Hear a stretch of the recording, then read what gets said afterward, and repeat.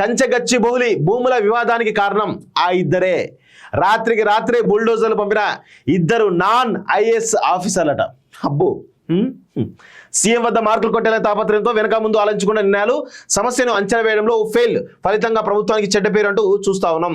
కంచెగచ్చిబౌలి భూ వివాదానికి ఇద్దరు నాన్ ఐఏఎస్ ఆఫీసర్ల దూకుడే కారణమని విమర్శలు వస్తున్నాయి. సీఎం వద్ద మార్కులు కొట్టేయాలనే తాపత్రయంతో సదరు అధికారులు రాత్రికి రాత్రే బుల్డోజర్లను పంపి నానా హంగామా సృష్టించారని ఆరోపణలు ఉన్నాయి. దీంతో అది జాతీయ స్థాయిలో వివాదంగా మారింది. ఫలితంగా ప్రభుత్వానికి ఇబ్బందులు తలెత్తాయని చర్చ జరుగుతున్నది.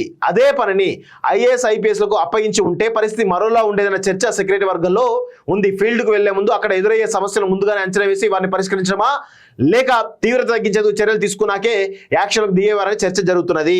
సో ఇట్లా నాన్ ఐఏఎస్ క్యాడర్లకు కొంత అవగాహన లేక ఇగో ఇట్లా సీఎం రేవంత్ రెడ్డి యొక్క ఆయన రేవంత్ రెడ్డి దగ్గర మార్కులు కొట్టాలని ఇగో ఈ విధంగా తీసుకుంటే ఏ విధంగా దేశవ్యాప్తంగా ప్రపంచవ్యాప్తంగా ఈరోజు తెలంగాణ హైదరాబాద్ అనేది చులకనైపోయింది. ఒకరు సీఎంకు సన్నిహిత ఆఫీసర్ అట, ఒకరు సీఎంకు సన్నిహిత అధికారి, మరొకరు టీజీఐఏసీలో కీలక అధికారి. ఆ ఇద్దరు ఆఫీసర్ల అనాలోచిత నిర్ణయం వల్ల జాతీయ స్థాయిలో ప్రభుత్వం పరువు మంట కలిసిందనే విమర్శలు ఉన్నాయి.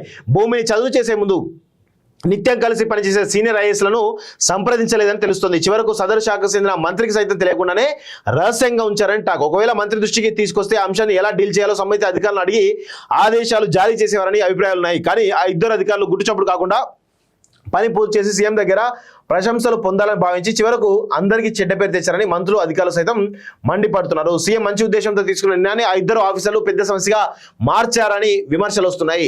ప్రజలతో సంబంధం లేని క్యాడర్ ఆఫీసర్లట. నాన్ ఐఏఎస్ల విజయాలు అనేకం. ఉమ్మడి రాష్ట్రం నుంచి బీఆర్ఎస్ 10 ఏళ్ల సర్కార్లో చాలా మంది నాన్ ఐఏఎస్లు అడ్మినిస్ట్రేటివ్ పోస్టులో పనిచేసిన వారు ఉన్నారు.